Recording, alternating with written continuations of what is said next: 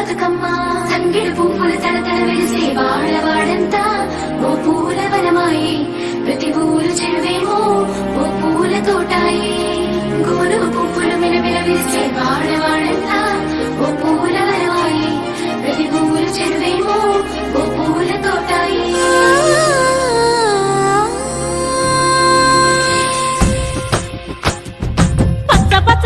పచ్చని పల్లె మబ్బుల్లో లేసింది వాకిళ్ళు ఊడ్చి ముగ్గులు పెట్టింది